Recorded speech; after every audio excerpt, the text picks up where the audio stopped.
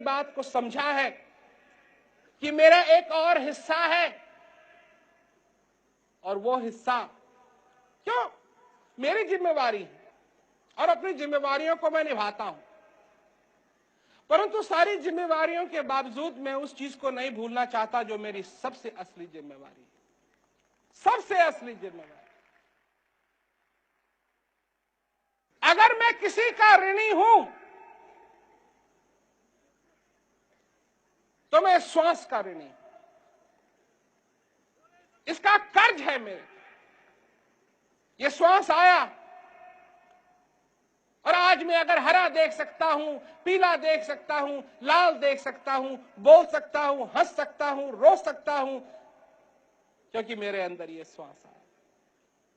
अगर आज मेरा कोई भाई है तो वो इसलिए है कि मेरे अंदर श्वास आया। अगर आज मेरे बच्चे हैं तो वो इसलिए है कि मेरे अंदर श्वास आया।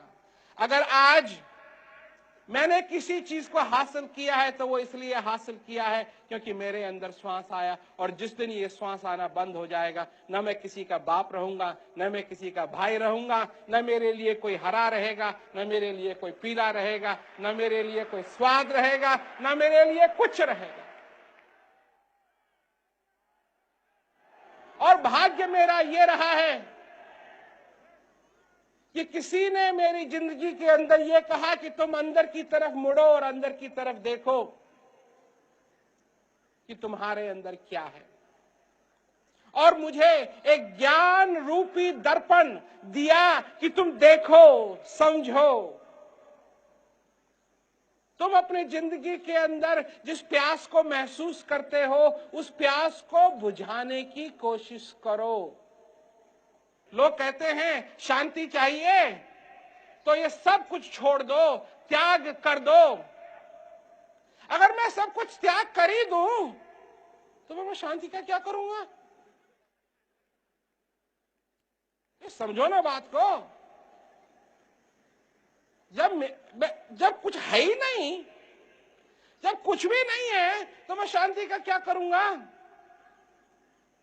अरे शांति चाहिए तो मुझे उसी प्रकार शांति चाहिए कि मैं युद्ध भी करता रहूं और जो चीज है मेरे अंदर मैं उसका आनंद भी लेता रहूं। ऐसी शांति का। और अगर ये निकल गया हाथ से, ये मौका निकल गया और इस जिंदगी के अंदर अपने जीवन को सफल नहीं कर पाए और लोग कहते हैं कि दूसरा जीवन मिल जाएगा, तो मैं कहता हूं उनसे जाओ, बैंक में जाओ और कहो कि आपने करोड़ों करोड़ों रुपए पिछली जन्म में डिपॉजिट किए थे, आज इस जन्म में आपको वो चाहिए।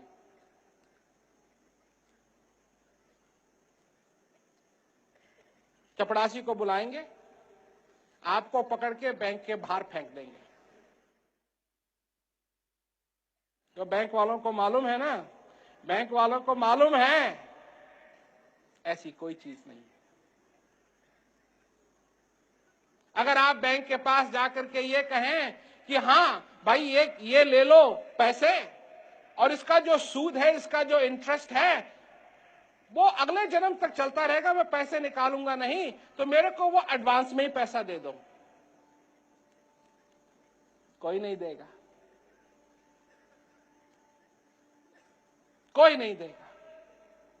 क्यों? कि यह अब की बात, और सारे बिजनेस में आज की बात होती है, अब की बात होती है, और आपके जीवन में भी आज की बात होनी चाहिए, अब की बात होनी चाहिए।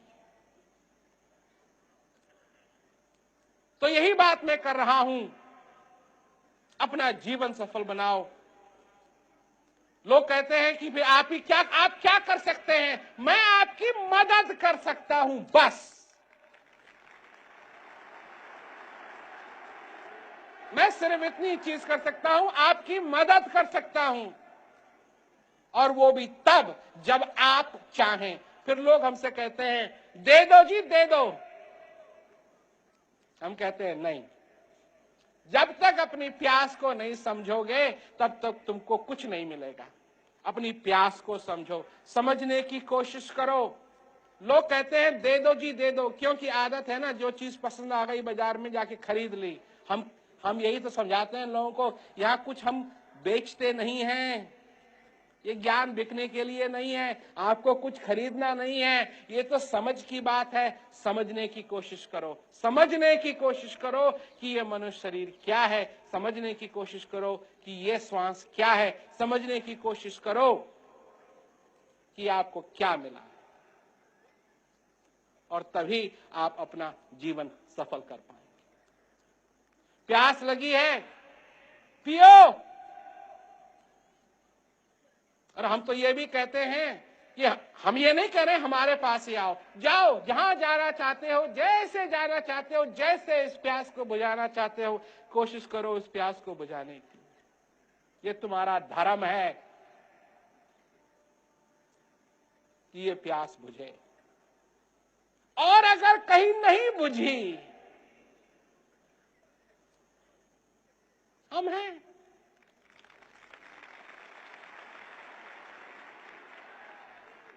हम हैं। लोग कहते हैं कि अगर आपकी बात हम मानेंगे तो हमको अपना धर्म छोड़ना पड़ेगा। क्यों क्यों छोड़ना पड़ेगा?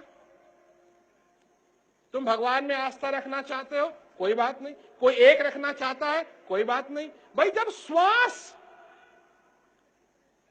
ये नहीं कहता है कि तू इस धर्म का है तो मैं तो नहीं आ रहा तेरे अंदर, श्वास तो किसी का धर्म नहीं देखता है, तो फिर मनुष्य को किसी का धर्म क्यों देखना चाहिए?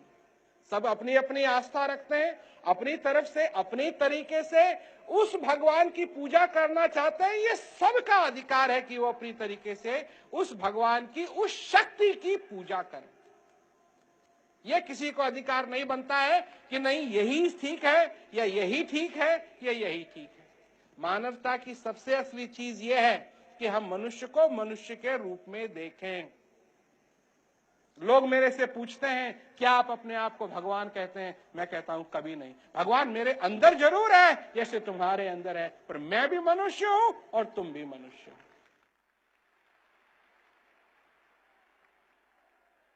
और जब तक मनुष्य मनुष्य का आदर नहीं करना सीखेगा, तब तक शांति, बाहर की शांति इस संसार के अंदर संभव नहीं है। और अगर मनुष्य मनुष्य का आदर करना सीखना चाहता है तो सबसे पहले उसको अपना आदर करना पड़ेगा, अपने श्वासों का आदर करना पड़ेगा, अपनी जिंदगी का आदर करना पड़ेगा। और जब वो उस आदर को करना शुरू करेगा तब वो दूसरे का भी आदर करेगा, और तब संभव है। लोग कहते हैं और किसी ने हमसे कहा कि आप कैसे लाएंगे इस विश्व में शांति? मैंने कहा भाई, उसको मैंने एक फुटबॉल फील्ड का ही इसी तरीके की जगह का मैंने उसको उदाहरण दिया। मैंने कहा कि अगर ऐसा जैसा स्टेडियम हो और इसको तुम चाहते हो कि इसमें उजाला हो, तो कैसे होगा उजाला? बल्ब जलाने पड़ेंगे, एक एक बल्ब जलाना पड़ेगा। जब बल्ब जलेंगे तब उजाला होगा। मनुष्य, हर एक मनुष्य एक एक बल्ब है। ये स्टेडियम, ये पृथ्वी है, ये संसार है। अगर इसमें लाइट चाहते हो तो मनुष्य रूपी बल्ब को जलना पड़ेगा, और जब वो प्रकाश उसमें से देगा तब जाकर के सारे स्टेडियम में प्रकाश ही प्रकाश उत्पन्न